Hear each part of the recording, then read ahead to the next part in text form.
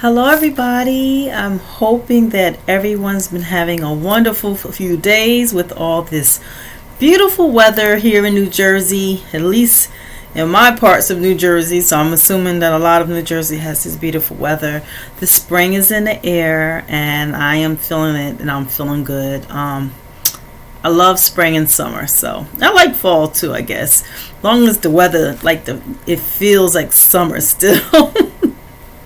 Anyway, I haven't been really able to get out there because I've been tired. I get off of work at night, and Tuesdays is normally a double day for me. So I am actually doing this video on a Wednesday, and I'm going to be uploading it, as you see, on a Thursday. Okay? Anyway, I'm going to be doing what I consider chapter 3, okay, of my life. Chapter 3 on what we were talking about was Job, and how I compared. Well, I don't know if I compare my life to Job's, because I really don't compare my life to Job. How I requested a Job type of life because I wanted to prove my love to God, and not realizing when I was young what was crazy. Okay. Like, literally, why would I ever request for God to let me prove to him how much I love him? I appreciate he listened, but I'm sure he had other, probably better plans for me. I don't know. Anyway, I just requested it. I can't tell you. I requested it, and God showed me not long after what it's like to go through your trials and your tribulations. Right? So, chapter 3, we talked, I believe, last week, we kind of was talking about deep depression that Job went through, and how, he was basically not wanting to live anymore, how he wanted to, basically just, if he had never existed, not that he was going to kill himself, but if he had never existed, if the Lord could just wipe him from the face of the earth, he'd be okay. And I think I had mentioned on how I understood that, because I remember one time driving down the road, coming from work. I had already heard more stuff about my daughter and the school, and not knowing where she was, and not seeing her for a while, and just thinking like, Lord, not that I want to kill myself, but if I had an accident and I had died today, I'd probably be okay, because I can't deal with the pain anymore, and I didn't know if there was going to be an end in sight, and I didn't know if she was going to be okay. And I know that taking myself out, not that I was going to take myself out, but dying was not the answer.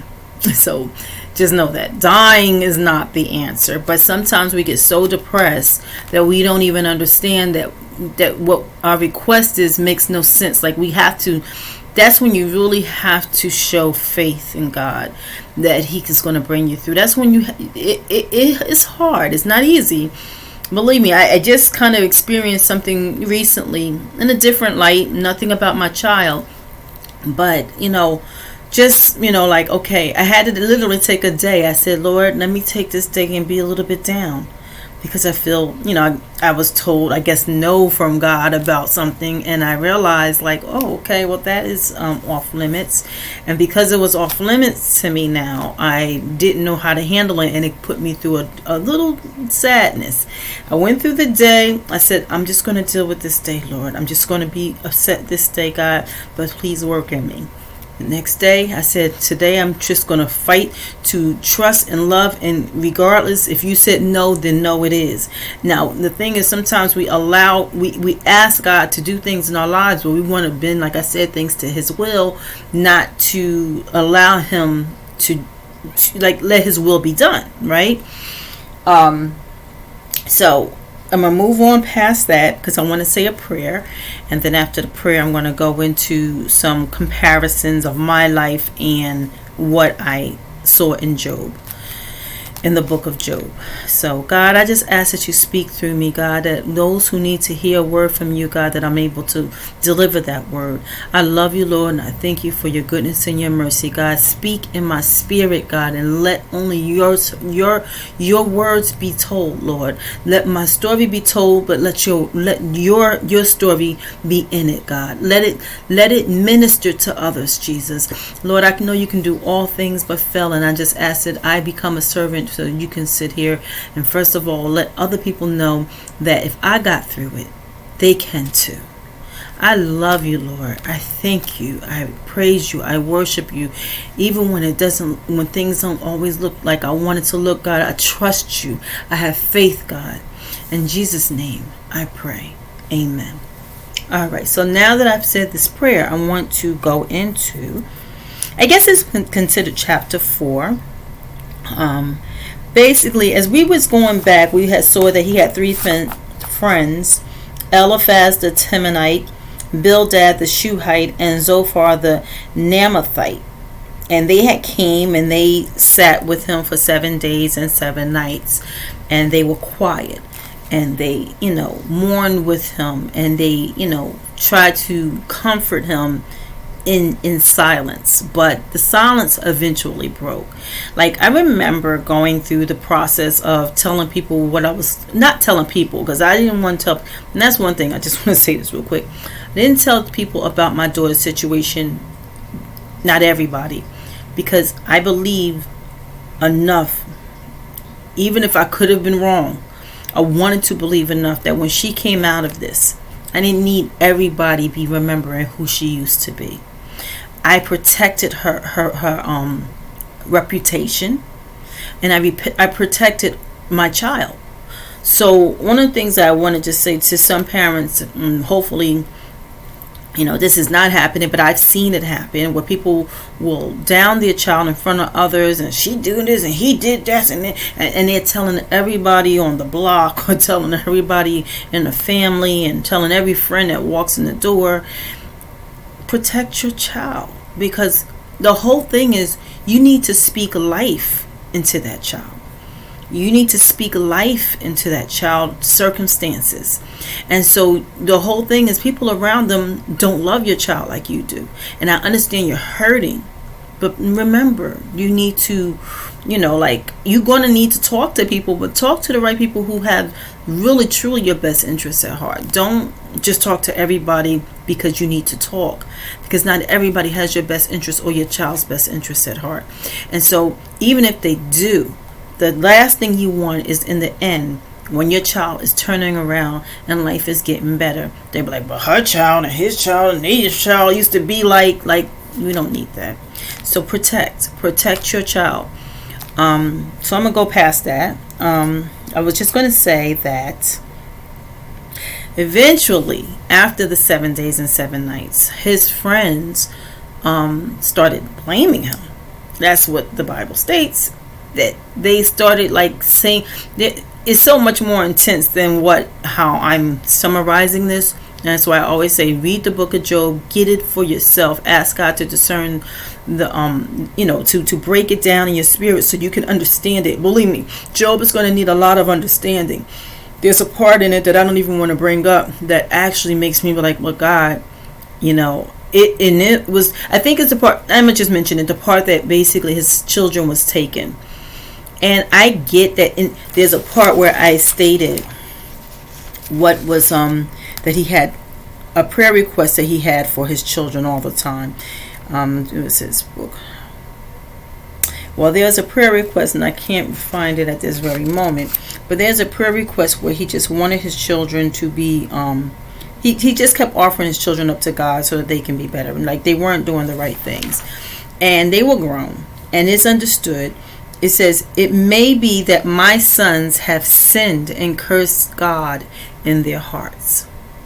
Now, his children were grown, their sins were their own, and if they chose not to go to God, I guess at some point the Lord was like, maybe they were going to be more of a disappointment to Job in the end, and he's trying to do God's will, and it was probably going to take a lot, and I don't know this for a fact. because I don't want someone's children to be taken from them. I will pray that their children will turn around and become, and learn who God is. But his children maybe was never going to know that. Maybe they were never going to reach out and understand who God is and for their lives, and maybe all that. Sometimes when we pray in such anguish, because I'm sure that if he knew his children were sinning like this, that his prayer was heard by God, and God is like, they're never going to make you happy. They're never going to come around. And sometimes, God does what he has to do. I don't want to get really into that. What I do want to say is that was a part that really took to me like, wow, but he was praying for his children, and I don't know what the turnout was going to be. Like, maybe his children were going to come against him. Maybe his children were going to do something awful. I don't know. Maybe the Lord was protecting Job. And so when I say read the book of Job, ask God to discern it in your spirit, because it's a lot to break down. You're going to hear a lot of words that Job has said that I have found myself saying. It might not have been in New King James Version, and sometimes it has been, but read it for yourself. Don't just go by my summary. Read it for yourself. Okay. So his friends came around. As I stated, they stayed for the 7 days and 7 nights quiet, but then they started to speak. And when they started to speak, it got like they started blaming him for his situation, saying that he had to be a sinner in some way, and really made God so angry that he's now found himself in this situation. And I guess he even questioned himself. Did I do something so horrible?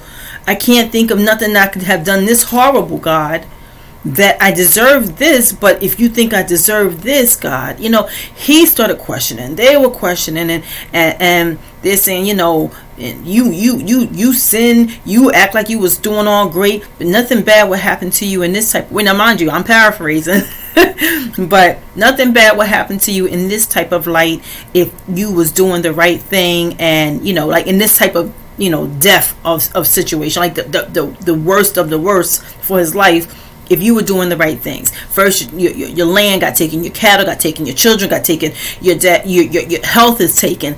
Like you had to have done something totally horrible, and that God is totally upset with you. And so your friends, they try their best to be there. Like, let me just take it to my life. They try their best to be there, but when they don't understand, they may start to attack. They may start to come at you. They may start saying, well, think about it. Like, why is this happening to you? And maybe you need to really get on your knees and pray. Something you might have done in your past, or something. And it could be. Who knows? Karma does happen. But at the same time, friends, and let me say it like this. They're asking. They did ask him, where was his strength now?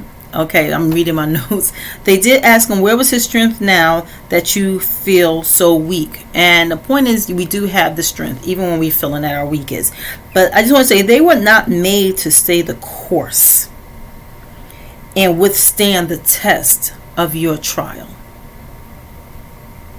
So that's what I got out of that. Like they were able to do that 7 days and that 7 nights, right? After a while, it became a lot for them. It wasn't their. It was a burden for the fact that it happened to their friend. It wasn't a burden for the fact that it happened to them. So they were not made to stay the course of your trial. Okay, they were not made to stand the test of the time that it's going to take for you to get through this. And I've learned that, like, you're going to probably lose friends. You're going to sit here and see sides of your friends that you never thought you'd see. And it's not because they're being mean, or they just don't know how to handle it. They don't know what to say anymore. I remember I was going to school. I was going to school for nursing. And I was told, drop out of school. Your time is over. Your child needs you. And I'm like, but I can only make things better from our situation if I finish up school. Dropping out of school was not going to stop my daughter from running away. Dropping out of, none of that was, we were past that.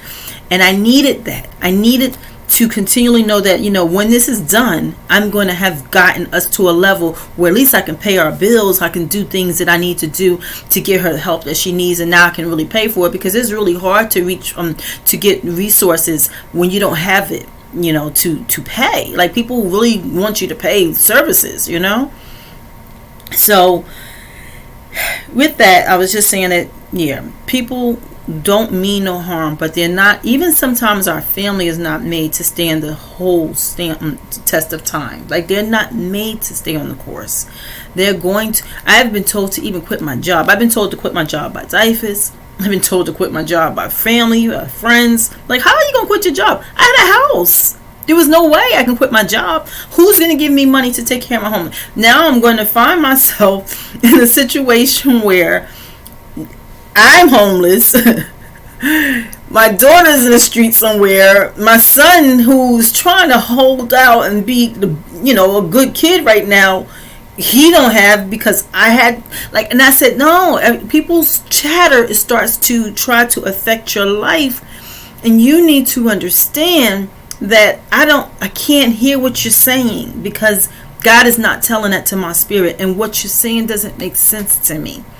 And I'm not saying that some people don't give good advice, but when you know that the advice is not so great, go with that. Just deal with the fact that you know what you know. That means that God is trying to tell you something, and people don't always get it. And so therefore, just stay, stay prayed up. First of all, it's going to be hard. It's not easy. Believe me, I know it is not easy to stay prayed up, because you just want to be like, what am I even, can he even hear me? It becomes really hard.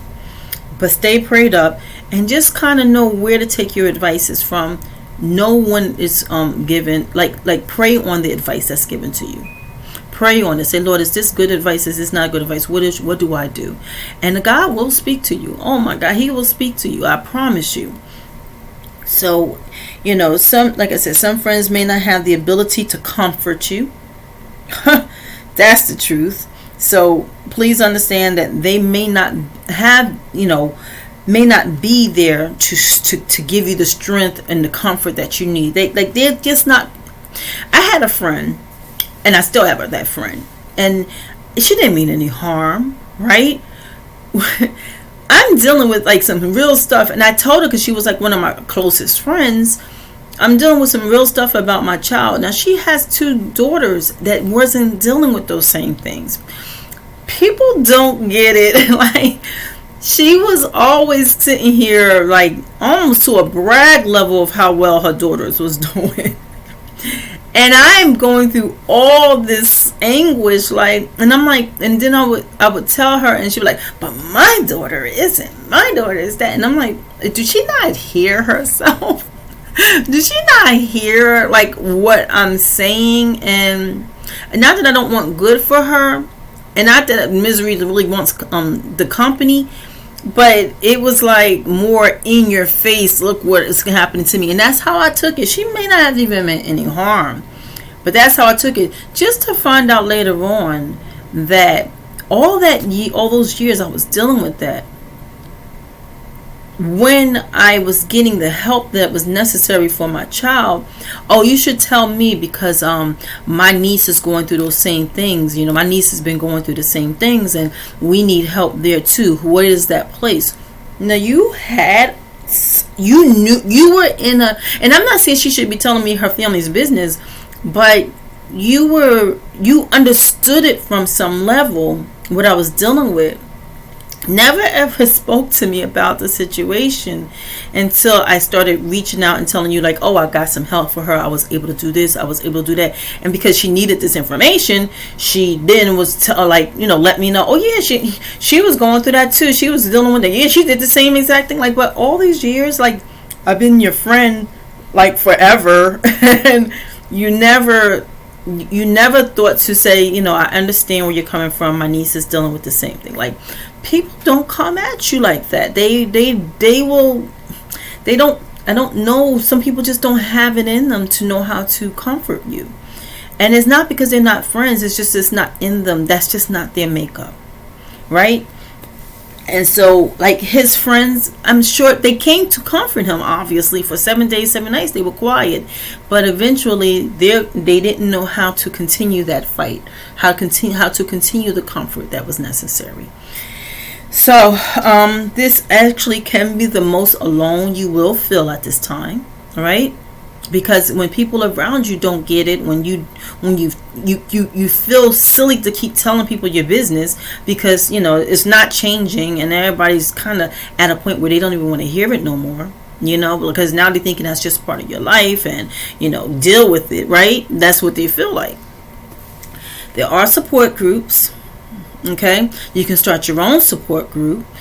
My take on support groups, I believe in looking for solutions. That's just my makeup. Like, I remember going to a support group, telling my story, hoping that someone would give me some type of guidance, and instead that was the end of the story, and we moved on to someone else crying about their story, and that's fine if that's the type of support group you like. For me, I want to know, what can we do to get this taken care of?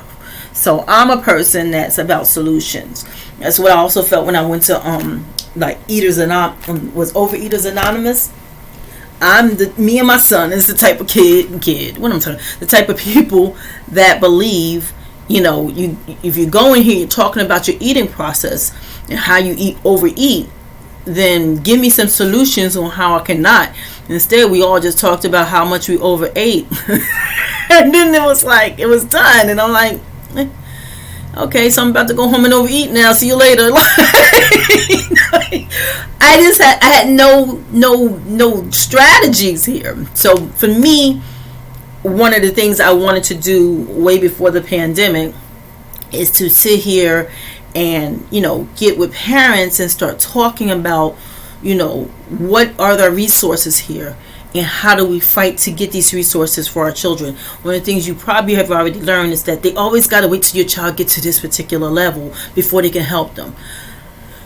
You're like, oh my God, why do they have to, at this point they could probably have died out in the street. Why do we have to get here? Why can't we help them here? Why would the level have to keep escalating before we help them? Oh, this is what I went through. And again, get more stories later on down the line. I don't want to hold you long because we're already at 22 minutes. But some of those friends that's in your life, that was your support, may disappear altogether. People's lives, they move on, whatever. I've had a cousin who didn't understand what I was going through. She was dealing with some stuff in her own life. And then she wanted to come and stay with me for a while. Anytime it would have been great. This time it just wasn't great because she didn't know that my daughter was dealing with this stuff. I didn't tell everybody my daughter's issue. And the reason why is because, like I said, everybody can't understand. Her daughter was doing really great. Getting A's and B's in class, in school, and just a good high schooler, right? I wasn't dealing with the same thing. And I don't want to tell people things that like, if she bring her child around, now she's afraid for her child to speak to my child. I mean, people are like that, right? So, she's thinking my child is this bad influence, which maybe could have been, but at the same time, it's like, I didn't want that to be a situation for my child. So I told her, I said, this is not a good time. Maybe you can stay with your parents, or maybe you can stay somewhere else. I'm not doing good at this time. And she couldn't get it. She was like, well, what's going on? I had to eventually tell her, well, I'm your family. You should have been told me. I said, I shouldn't have been told you because I have to protect my child. I have to take care of my household. And I'm not trying to give her business out. But because you are, I understand. I don't want you to think I'm just telling you can't stay here. But this, we had the police here all the time. And Dyfus is, knocking at my door trying to figure out if I'm doing the right things yet. And it's like, I was never not doing the right things. You know what I'm saying? It was crazy. I didn't need extra people staying with me on top of that. And so people are not going to always understand. And so they think that you're trying to push them out because they don't understand your situation. And so sometimes, this particular cousin, I haven't really spoken to her. Many other issues, I don't even know why we don't speak. But I think that might have been one of the triggers because she kept saying she thought that we were closer than that. And I said, but I'm closer to my child, and I'm going to protect her reputation. And you have a daughter that's the same age as my child. And when you come here, I don't want no one to treat her. And I don't know that would have been y'all. But what I do know is I don't want anyone to treat her anything less. I'm trying to build and speak life into my child. I don't need anyone to give her any type of uncomfort when she's in her own home, whenever she did come home. I needed to make this a protected space. So again, that was part of the things I went through. Yeah, I want to say journal everything. Journal everything. Journal how you feel. Journal your situations at hand, like whatever happened. If your child left this day, if y'all had this conversation, if this happened, journal it. Just journal it. Eventually you're going to look back and you're going to see that, first of all, it's a great help when you have to speak to somebody and you've journaled, or when you make sure you journal when you have spoken to somebody to get help.